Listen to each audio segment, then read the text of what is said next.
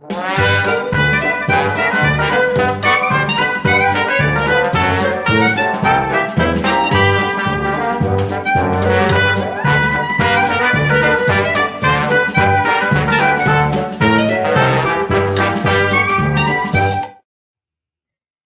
Tubby Coo's fans. It's me, Candace, here today with another virtual author event. And I'm really excited about this event today because we have the Joseph Hansen Award nominees for crime fiction from the Publishing Triangle Awards, and I'm really excited about that. So first, I want to talk about our safer space policy. We do have zero tolerance for harassment or intimidation of any kind at any of our events, so we reserve the right to boot you if there's a problem. Also, if you haven't already, of course, please buy books. You can do that at the link in the chat, and you can do that at any time. And also, we will do a Q&A. So if you have any questions, please type them into the chat, and we will get to those at the end as well. And so the Joseph Hansen Award is for LGBTQ crime writing. It's in its second year now, and it's just one of the many awards given by the Publishing Triangle each year. I thank the Publishing Triangle for letting us do this and for sponsoring this event. And I'm going to bring on Rob Burns now to tell y'all a little bit more about the Publishing Triangle. So hello, Rob. Hello, Candace. It's so good to be talking to you when we're not in the same room. I know. One of my favorite booksellers. So you do the Lord's work there down in Louisiana, and on the right side of the Lord, not the bad side. Thank you. Yeah, the Publishing Triangle. We're going to be having our 36th annual award ceremony next Wednesday, just 8 days from now on the 17th, starting at 7 p.m. Eastern time. If you're in New York, please come by. It's free. The ceremony's free. And we're also going to be live streaming it, and we'll have that live stream link live in the days before the ceremony. And it'll live on, of course, in perpetuity. And we're excited that, kind of catch up to the 21st century. We'll be giving out 13 awards that night, 9 competitive awards, including the Joseph Hansen Award. And by the way, I should add that was inspired by and funded by the amazing crime novelist Michael Nava. And special awards including, and this is important because this is Library Week, and Emily Drabinski, who's president of the American Library Association, will be awarded our Torchbearer Award this year, and we're excited about that. Dorothy Ellison will be earning our our Bill Whitehead Lifetime Achievement Award. And well-deserved. She unfortunately won't be able to make the ceremony because of health, but we're hoping to have a video from her. Hilary Zaid is going to be the recipient of the Betty Brazan Emerging Writer Award. And Chris Klein-Dietz, one of your colleagues, Candace, from Left Bank Books in St. Louis, will win the Michelle Carlsberg Leadership Award. And then the competitive awards, I don't even know who all the winners are yet, but watch the ceremony. They'll be announced live, and please do come in. And just thank you for supporting Tubby Coo's, and thank you for supporting the Publishing Triangle. It means a lot. We do a lot of work, and I can speak for Candace, I know, on this, for very little money. But it's not about the money. In fact, Publishing Triangle has no staff. If anything, it costs us money to support the Publishing Triangle. But we do it because of the love for queer literature and the love for queer writers and the love for the freedom that comes with the written word. So thank you again. And this is a great thing. You just hide me now, Candace, and take it away, because you're just going to hear 3 great finalists for this award, and I'm so excited. Not one writer better than the other. So. Well, thank you, Rob. And yes, everyone, you can support the Publishing Triangle as well and go to the awards. Here's the website. It's publishingtriangle.org. So you can go there to learn more as well. And I should add, there is a membership link on the page. Membership in the Publishing Triangle is only $40 a year. And that is, and even we'll give you stuff for free. So you don't even have to worry about being a member if you don't want to, but just know that that $40 helps us move the needle a little bit more. And so if you join and become a member, we'd be deeply appreciative. Thank you. So, okay, now take.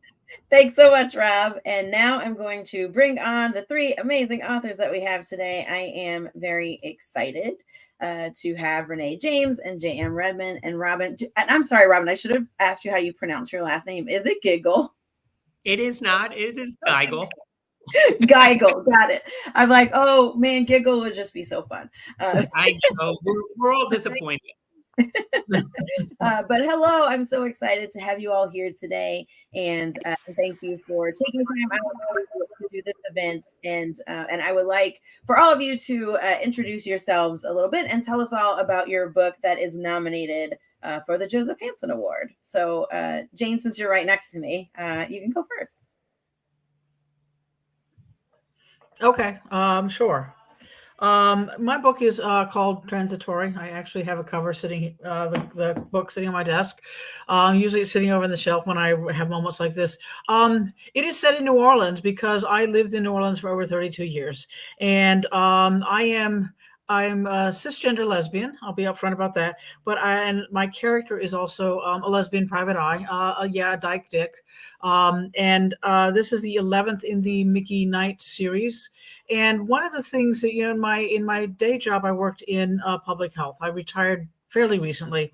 But one of the things that we did was we did research into what they called target populations, vulnerable populations for HIV and STIs. And my area was lucky enough to, we did a lot of research with gay male populations, obviously injection drug users, but we also did work with the transgender population. So I had a number of staff who were transgendered, both on that project and just because they're fantastic workers. And so I felt like, I can know enough maybe to not be part of the community, but be able to write about it. And so that was what Transitory came from. The opening of the book, since it's right at the beginning, you know it pretty quickly anyway. My main character, Mickey Knight, is stumbling back from the French Quarter. One of there's a fictional bar there called Q Carré, which is actually run by a fictional character named Rob Burns. No relation whatsoever to the Rob Burns that was just on the screen, except for Chardonnay. And as she's stumbling back, she witnesses a woman being pushed out of a car and then hit by another car. And to her, it seems very planned, and not just the accident. The cops are blowing it off because they find out the woman is transgender, and they assume that transgender equals sex worker. And my character's like, no, that's not it at all. And that's what starts the mystery off. Yeah.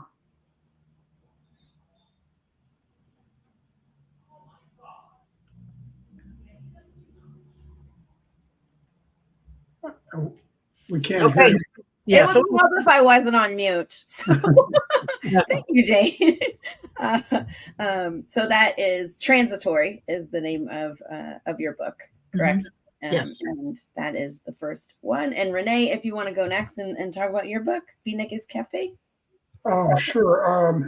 I'm Renee James. My book is BeatNikki's Cafe. It is a book about a very successful middle-aged transgender businesswoman in Chicago who has an ideal life until the first summer of the Trump presidency. Mm-hmm. She becomes a custodial parent of a bitter, angry daughter, and the target of a right-wing stalker who is out to destroy her and her business.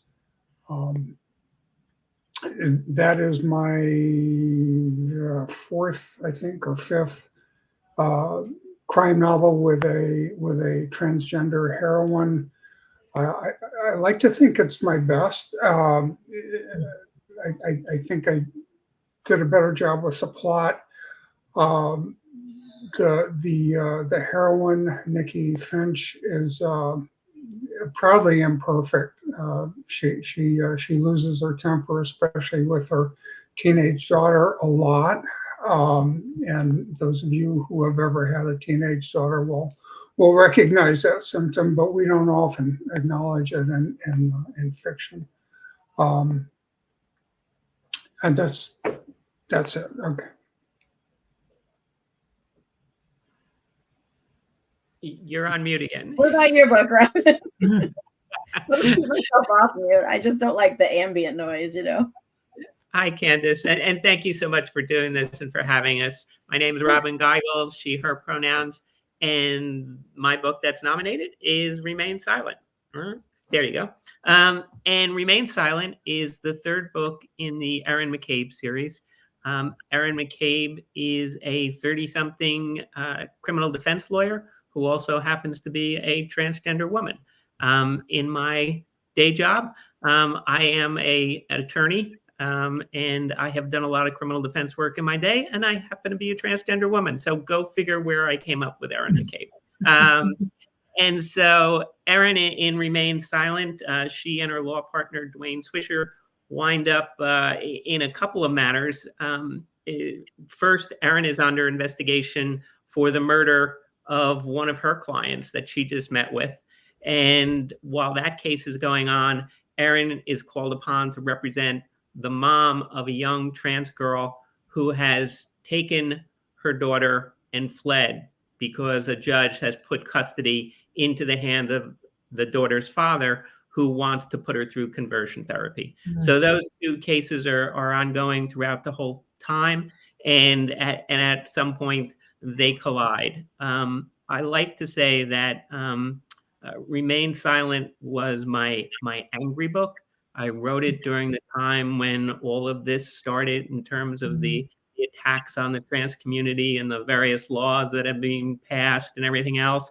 And so in a way, I also wanted to tell a little bit of the history of the trans community and try to do it in a way that is thematic to the book. So there are a number of trans characters. Erin's client who was murdered is a trans character. There's a non-binary attorney who Erin teams up with at some point. And of course, there's the younger trans girl. So I tried to kind of show the generational history of transgender people from the early 70s through to the book is sent in 2010. So. Okay, awesome. And so these are all crime fiction books, in case you missed that. This is a crime fiction award. And just before we get into the more heavy conversation, I just have a question about crime fiction writing in general as well, because I feel like a lot of crime fiction is suspense.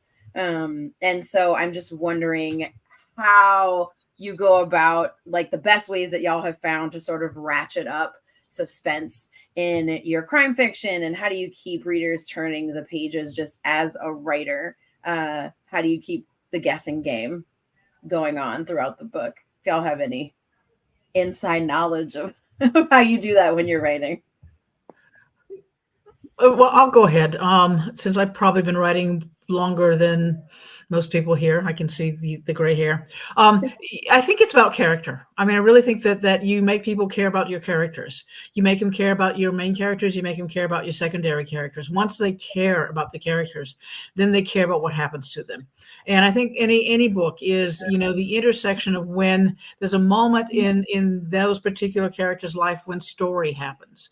In other words, that most of us live our lives, it's another day, we go to the grocery store, we have to do laundry. We don't put those in books because that's not what the story is about. But there's a moment that we write books that talk about, okay, what is this thing that happens in these characters' lives that we get the readers to care about?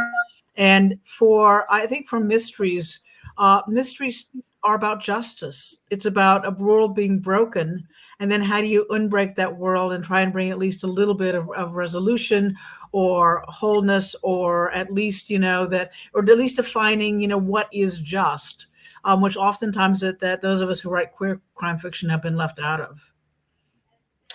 Yeah, I agree with that. I would go one step further and say, after you have a character or characters that readers care about, the next thing is conflict. All storytelling is conflict. The Bible is conflict. I mean, all good stories are about conflict, and I've kind of made a study of it just because I struggled so much with plot with my first book, and I ever since then, every book I've read, I've really looked at how the author does exactly what you're asking, and And the answer is with conflicts large and small. You have the overarching conflict, but you also build it, as both Jean and Robyn have done in their current books, which I've had the pleasure of reading in the last few weeks and enjoyed very much. I guess the one thing I agree with both Jean and Renee in terms of what they said.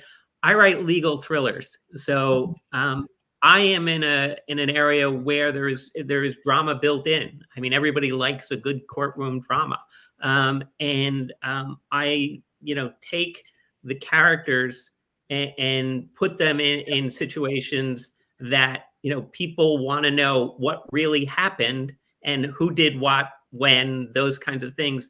And so I have the natural drama of the courtroom and the legal system built right in. So I have the conflict, I have the drama, and then as both Jean and Renee said, you have to have characters that people care about.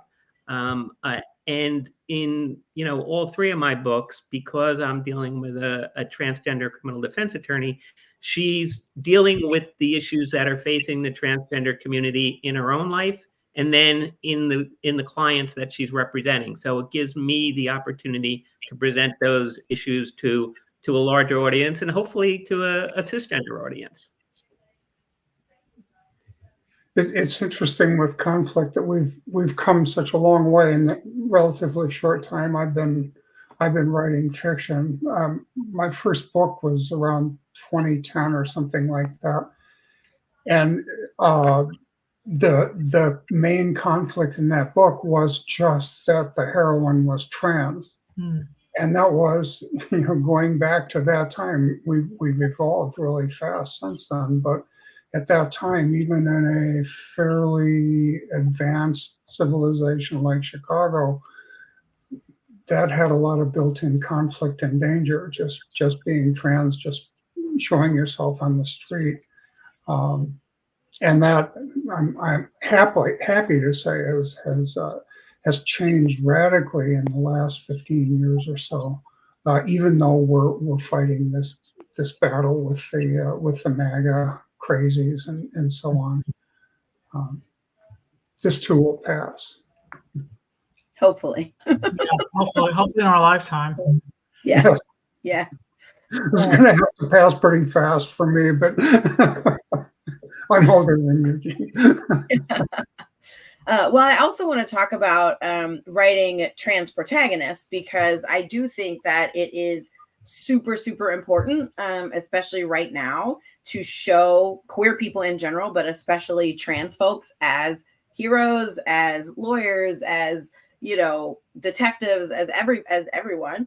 And so I guess I'm wondering, as folks who are writing transgender characters, how do you find it to tell these stories? And I know Robyn has said a little bit that you use it to talk about various different issues. I just think it's really powerful what you all are doing, and the representation is really powerful. So I just wonder if you think about that while you're writing, or if you're just like writing a story. I feel like it could feel like too much pressure if you start thinking about it too much. So I'm just wondering, how much you actually like think about that when you're in the middle of writing. I'll take that one first. I do it intentionally. I mean, I call it my Mary Poppins method.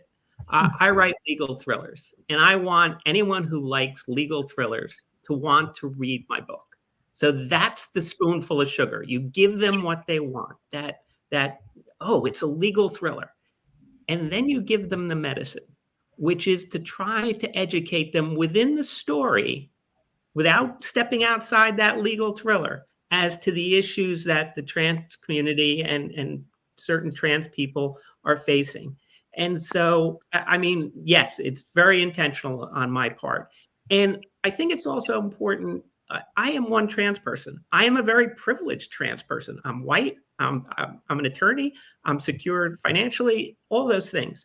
Even when I write another trans character who's not me, I want to make sure that I represent them correctly. So I do use, readers to make sure that if I'm doing as I did in my first book, a 19-year-old trans sex worker as a character, I'm using readers to make sure that I am getting that character right. So I think we can't just take for granted because I'm a trans writer, I will get the trans experience right for everybody, because I am an older person, I'm a white person. My experience is very different from other people, but I want to convey that in my books, and I want to make it as authentic as possible.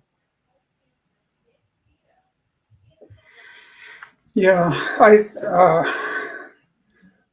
I have evolved a lot. Now, my first book, as I said before, it was written to try to put the straight population in the body and mind of a trans person as they're transitioning.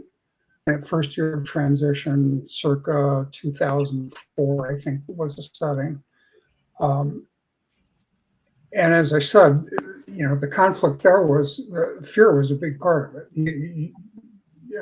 That was a built-in problem that doesn't exist to that extent anymore if you're, as Robyn pointed out, if you're white middle class and you're living in a city like Chicago or Milwaukee or any of the cities in the north. So I've tried to evolve with Nikki Finch and BeatNikki's Cafe.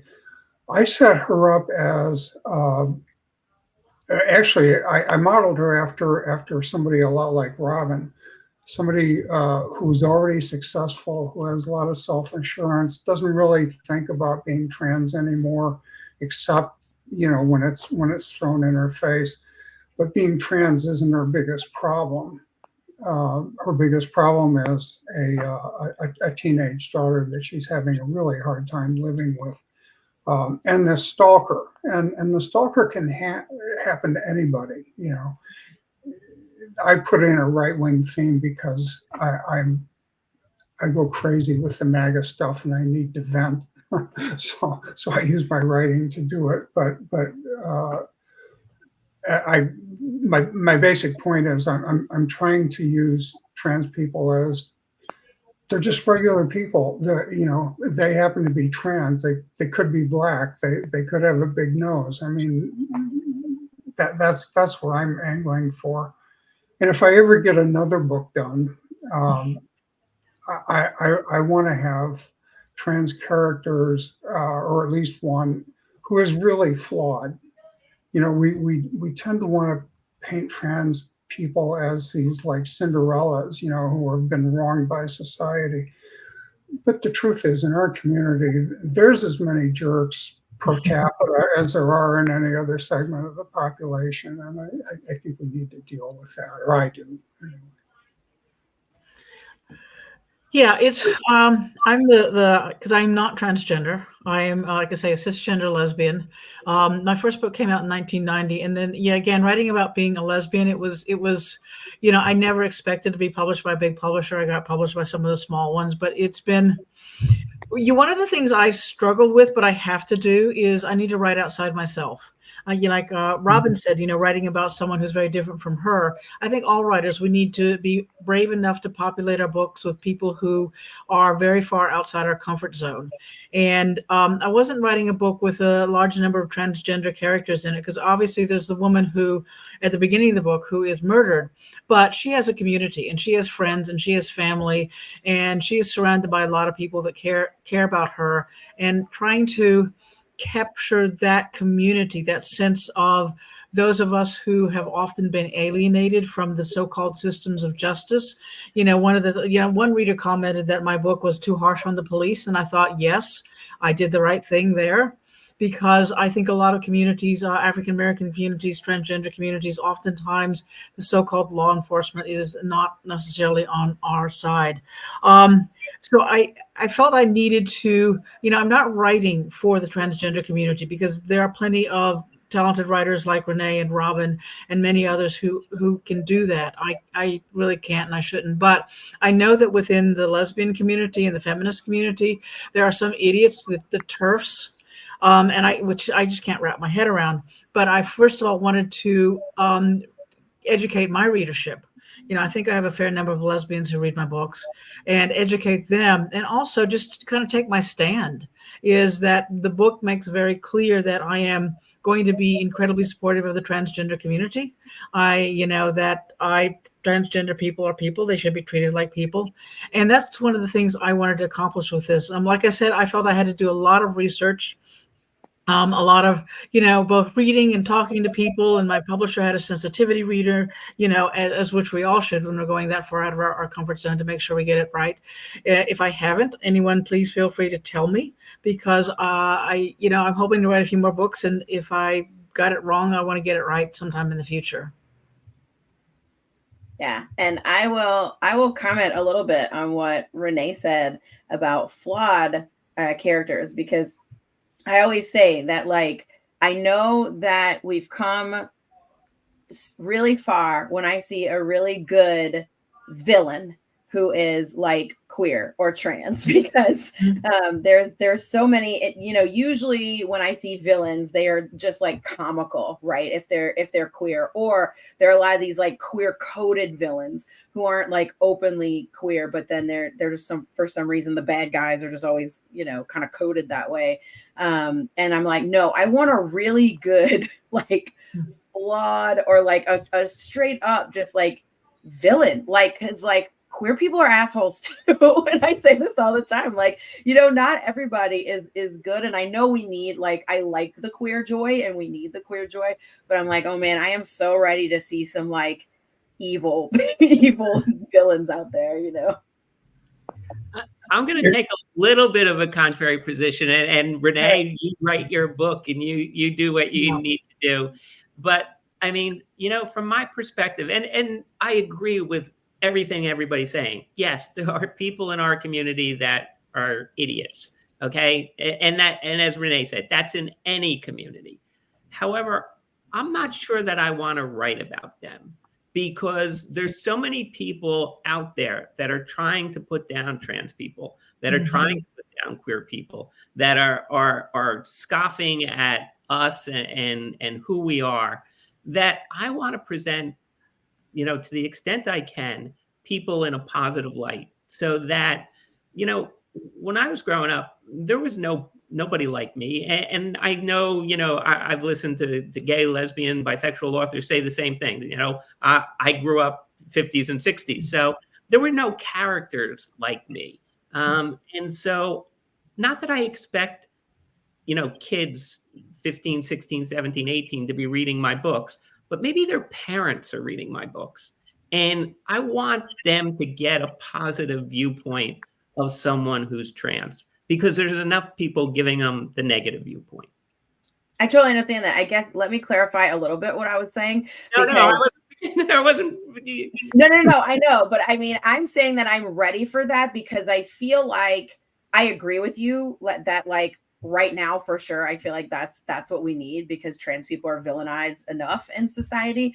But I feel like when we get to a point where we can see like a really good villain, like, I feel like that's where, like, that's how I see like sort of progress, right? Where it's like, if I hope society gets to a point where trans people aren't so villainized that, like, when we see a really good trans villain, right, that it's like, so I guess that's what I mean, is that it's like, I'm not saying we're there now, but I feel like I hope like we get to a point where we have some really good villains, because I don't like the way, I don't just generally right now in most things, the way trans folk are villainized, even in the media, is like terrible. So I want to see, like, I don't know, good ones in the future.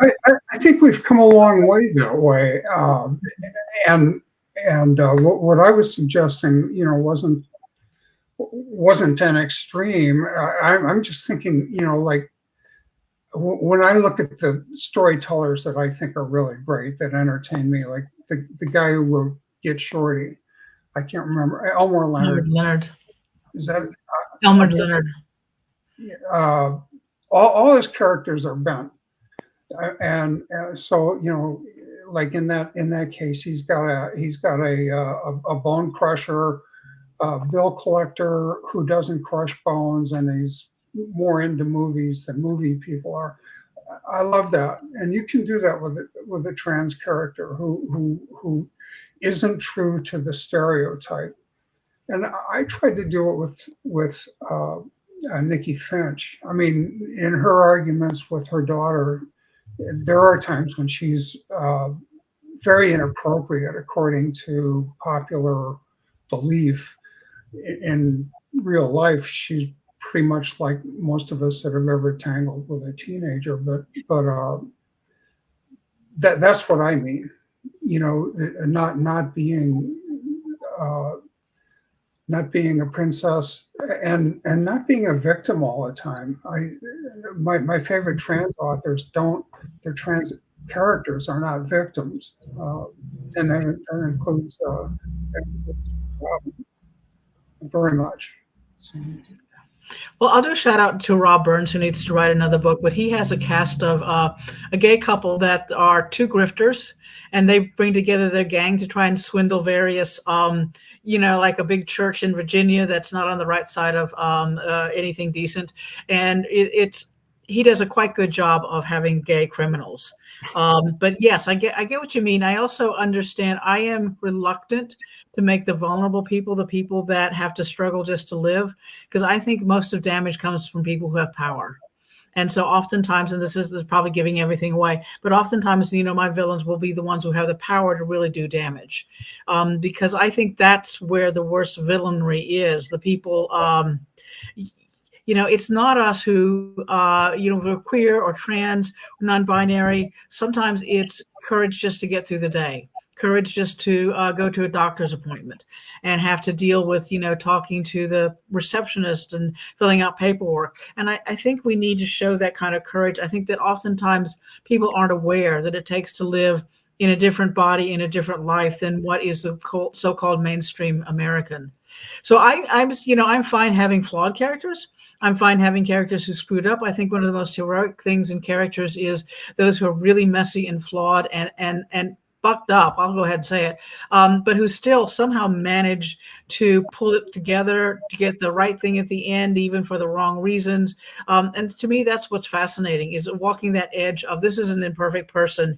Are they going to be able to do it right? Are they going to be able to finally not succumb to all the temptations, or, fight for justice for those of us who really deserve justice? Yeah, I definitely think there's a movement, at least in the book world right now, that's like, be gay, do crime, and people are really enjoying it.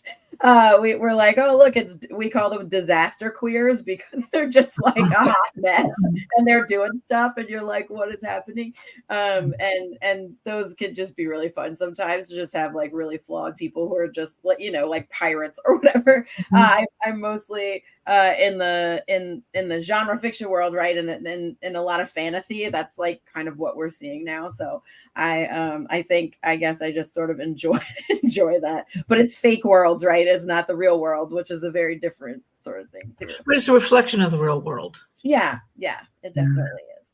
But I also want to get into a little bit about just how folks, friends, allies, can support the trans community. What can sort of just regular people do outside of the things everyone knows? Like, of course, like buy trans books, support authors and events, things like that. But what else can folks do besides, calling reps, which is what you hear all the time from everybody? But I don't know if y'all have any advice for folks of like, okay, what can allies do that would be really helpful?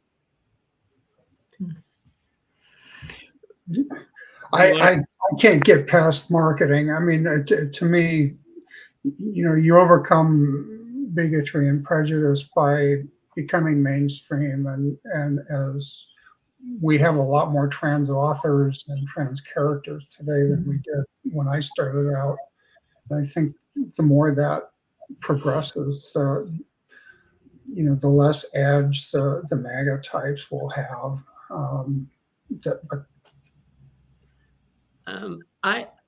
Whenever I speak on DE and I, things, which, you know, everybody now cringes when you say DE&I.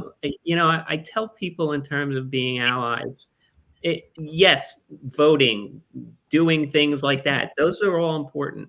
Sometimes the most important things an ally can do is be there when there's no one else there. So when there's no trans, non-binary person in the room, when there's no LGBTQ person in the room, and somebody says something, speak up. Don't be silent. And that's hard. None of us want to be that person that says, hey, wait, did you just call that person the N-word? Or did you just do this? You know, that's hard to do. But it's important to do because there's not a lot of trans people. I mean, we're a very small portion of the population. So we need lots of allies to help us. And yes, all the obvious things, vote, you know, go out and support us and do those kinds of things. But don't be afraid to support us when there's no one else around and you're the only one to speak for us.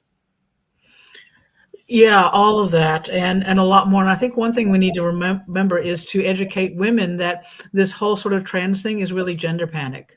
You know, it's about gender policing and saying who gets to look like what, and anyone who steps outside that line, because the minute, you know, they pick the transgender population as a small, vulnerable population, they think they can get away with beating up on it. And first of all, we can't allow that to happen. But it's going to come and bite you in the butt, no matter if you're transgender or not. If you're a woman, particularly, you're going to get older. Trust me on that. You will get older and you're not going to be so pretty anymore. And sometimes you're going to go into the bathroom. You're going to get tired of long hair because it's just a pain in the butt, and you get it cut and you go in the bathroom and you're going to be gender policed, not because you don't fit the stereotype. So remember, it's not just about transgender people. It's about everybody. And if you don't protect the transgender community, once they can feel that they can do whatever they want to the transgender community, they're coming after you. Yeah, Amen. Absolutely true. I always tell people, you know, I'm non-binary, and my mom, you know, I tell people this story when I'm like, you know, if you want to be a good ally, like my mom doesn't always get it right. You know, she grew up in the 60s and 70s, and, you know, things were different, and she doesn't understand non-binariness at all, really. You know, she understands sort of binary trans, but she's like, I don't understand this whole thing. But at the same time, you know, she listens when I try to, you know, talk to her, when I try to explain. So I always say, like, listening is super important. And then, like Robyn was saying, when she's with her friends, right? I'm not there, and her friend will use the incorrect pronoun for me. My pronouns are they, them, and, you know, I get misgendered all the time, called she. Everybody thinks I'm a butch lesbian, and I get it. I have a very like no, you're not. Sorry. I have a Bill Murray style going. Anyway, but, you know, so people misgender me all the time, and my mom, when I'm not in the room, she will explain, right? She will be like, well, that's not correct. You know, do you understand? You know, and even though she doesn't understand, she really does her best to try to be that person when I'm not in the room. So I like that you said that, Robyn, because I do think that's like really important too. But it's always funny. I am married to a very large, like, lumberjacky bearded man. And it confuses people all the time. And I'm always laughing because I'm like, yeah, like, challenge what you think about gender, right? Like, challenge that, because, like, not everyone is exactly the same, and it's okay. We're all here. So I always laugh, and I'm like, I'm glad we're challenging gender norms together.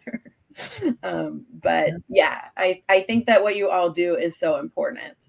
And we do have a question from the audience real quick. Virginia Black is with us, which is also a really great author. Hello, Virginia. And I hope people read Virginia's books as well. But Virginia asks, so what's a scene or part of your book that made you uncomfortable, but you knew you had to keep it? And then follows up with something that made you think that might be going too far, but you kept it anyway. Ooh. If anything. For me, it was Nikki's fights with her daughter, and I knew there was a segment of the population that would just take great exception a parent being so direct and negative with a child. But it was true, I thought. Gene, I'm drawing a blank on this one, so. Yeah. I am. Well, this is my 11th book. So, and like I said, my first one came out in 1990. So I've been doing this queer stuff for a while, and I feel like, probably I pushed boundaries along the way. I mean, just writing lesbian books back then was fairly radical and trying to claim that space. And I think some of my books have really pushed some of the boundaries. They've been fairly dark. I really dealt with childhood sexual abuse in several of them, particularly Intersection of Law and Desire, and some of the others. I've dealt with other things. And so, for me, you have to walk sort of a tightrope if you're an author, because you have to create a world that is, I'm writing crime stuff, so some of it's pretty dark. For me, some of it was I didn't make my murder victim white. I made her African American because there has been a lot of African American transgender women murdered, and so all her friends were African American, and I had to, I live in New Orleans. It's a majority with that horrible oxymoron, majority minority town. So I had to push beyond my comfort zone and say, I have to write about these people, and I have to try and do it right. And that's always hard for an author, but I think at the end of the day, you have to put yourself on the edge, and sometimes maybe even push yourself over. Mm-hmm. Yeah, and I can't think of anything in Remain Silent that I was concerned about. I mean, I dealt with sensitive issues, I hope in a sensitive way, some of them painful. But again, I'm trying to represent people living real lives that have real issues, and sometimes that means being incarcerated. Sometimes it means, having people in their lives that don't accept them for who they are. But I never felt like I had to pull back because I wanted to show how people live and the issues that they face. Yeah. And so who are some of y'all's favorite trans authors, or do you have any book recommendations? I just want to hear about what y'all like to read. Well, I have become a big fan of Robyn's, and the other trans author that this has been fairly recent that I've discovered other trans authors, but we have a mutual friend, Dharma Kelleher, who she's got several different series going. I'm familiar with her Jinx Ballou series. Jinx Ballou is a trans private investigator, and or she's not a private investigator. That's a bounty hunter, yeah. And she's a scream. And what I loved about her initially was that this was a trans character who didn't apologize about being trans and brooked no crap about it. And it's a great series. I highly recommend it. And Robyn's, obviously. Other than that, I'm not very well educated in my own field. I'll second Renee and say I love Renee's books, and so we sound like a big fan club here. And I do love Dharma's as well. And I will say that in the mystery thriller genre, there's the three of us that are trans authors. I don't know others within that genre. I know in the science fiction genre and young adult and things like that, there's a lot more trans authors. But again, I am not necessarily a science fiction person. I know I did read Light from Uncommon Stars, which, and I'm going to mess up her name. I think it's Rika Aoki. Yeah, Rika Aoki. Yeah. And I had the pleasure of meeting her at an event that Rob sponsored. And so I enjoyed her book, even though it wasn't in my genre. But there again, within the mystery genre, I think there's the three of us, and if we're missing somebody, I apologize. Please let us know. Yeah, all the folks I know are sci-fi fantasy. I know I could name like a lot of trans sci-fi fantasy, horror, even romance authors, but I can't name that many mystery crime. I think you're right. We need more. Yeah, there's a group called Queer Crime Writers, and I'm blanking right now. There may be some more trans writers, but I don't know that there are a huge number, at least that I'm aware of trans writers. That, we can always learn more, and we certainly need more. I think that's certainly something we need to do, is try and really encourage that there is a place for trans writers in the mystery world. It seems to me that writing about the outsider, the person who's outside of society and sees it in ways that you don't see it when you're just part of it, is a great protagonist, and that includes all of us queer people. And I want to give a shout out to Jean and other queer writers who are not members themselves of the trans community, but who have written books really representing the trans community and the issues facing them. Because if there's not a lot of us, we need other people doing that. And Jean has done it really well. And you mentioned Queer Crime Writers. There is another trans writer who's part of that group, but I don't think she's published yet, but she's working on her book. So we're hoping that she gets published soon. So yeah, she sounds really promising. I'm looking forward to that book. I can't think of her name. That's why I'm a Vietnam veteran and not a college professor. I'm a terrible name dropper. Oh, college professors, yeah. I live with them, believe me. I'm the memory in the household. Yeah, I think the only. Oh, go ahead. I wanted to second what Robyn said. I think it's probably even more important that other authors have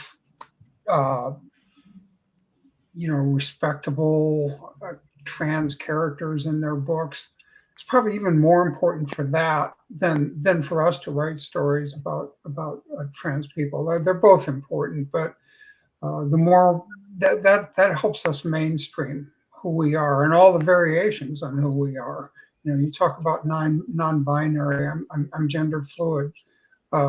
People don't understand. It's not one or the other, and you can be trans and not transition. Or I have a lot of friends in that category. So the more variety of characters that we can introduce in the more settings where they're secondary and tertiary characters. I thought Jean did a great job with her trans characters. And by the way, just I'll add, because I'm blabbering, both Robyn and Jean really impressed me that they can do a series and still have a main character who is evolving, who has a character arc. I generally don't read series because so many of them lack that character development after the third or fourth installment. And then they're a remarkable exception to that. Very much appreciated. Well, thank you. Thank you. Yes. I think one thing is we also need to support multiple writers. You're writing about the various communities. More writers who aren't trans need trans characters in the books, because and I know that there are a lot of transgender people that you walk by every single day in the life, that you work with, that that you just may not know that they're trans because you don't see it. And I think we need to educate the mystery community in general, and the queer mystery community in particular, that you need to write about the diverse world you live in, because it does exist and you should be showing it. Well said. Yeah, I completely agree. And yeah, I've been like racking my brain like to try and think of any like crime or mystery trans writers that I just can't. So I think you're right that there aren't like a whole lot. And so yeah, please, we need some more crime and mystery trans writers, because I can name a lot in other categories, but not in this one. So so yeah, if you're writing a crime or mystery story and you're a trans person watching this, like, like we'll help you out. It's the same with bookstores. There's really, there's a lot of queer owned bookstores that exist these days, but there's very few trans and non-binary owned bookstores. And so I say the same thing all the time. Like, I want to see more trans and non-binary bookstore owners. So if you are someone who wants to own a bookstore, let me know, because I'm into like helping. It's like, let's go. Like, if you want to do it, I will help you as much as I can. So anyway. And I think I'll say for all of us, if you're a writer, transgender or queer, and you just are feeling like I'm lost, I don't know what to do. I'm personally, I'm not quick at answering email, but I do answer email. I will certainly do what I can to try and help you, give you advice. And I think that's sort of true across most queer crime writers I know. There's a community out there. We're willing to help you get that book done and get that book published. Yeah, and I would say that the queer writing community has been amazing to me, just in terms of support and being there. And as Jean said, answering questions. I didn't sell my first novel until 2018. And, I've been accepted by this community, the writing community, without question. I mean, great group of people. Yes.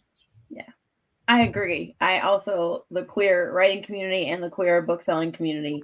That's the one we do community real well. We have to community because we have to. Exactly. Because we have to. Well, thank y'all so much for taking time out to do this today. I really appreciate y'all being here. It was a really good conversation. And of course, if you're watching, please buy books. I put a link in the chat where you can buy the books directly from Tubby Coo's if you're watching this. But also you can buy from your local indie bookstore. Just support those of us out here just trying to get books to people. And again, thank you all. Thanks to the Publishing Triangle and to Rob as well. And good luck to you all in the award. I'll be watching to see who wins, but I think you're all winners here. So yes, agreed. So thank you. And I'm excited to see what y'all put out next. Oh, are y'all working on anything, or is there anything that we can tell folks to look forward to that for sure is coming out?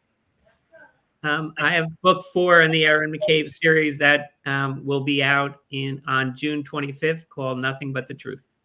Nice. I am working on the next Mickey Knight book, which will be 12th in the series. I'm also working on what might be a standalone about a drag queen in New Orleans who ends up having one of his co-performers murdered. Wow. With my friend, help with my friend Joey, who is also Debbie with a D. All right. And I have just started a novel version of a screenplay that I wrote based on a short story, if you can follow that lineage. So I'm months away from collecting rejection slips. Well, I look forward to what y'all put out next. Thank you so much. And everyone, please watch. Rob said it'll be virtual. If you're in New York, you can go in person. But if you're not, you can watch the Publishing Triangle Awards virtually on April 17th, I think.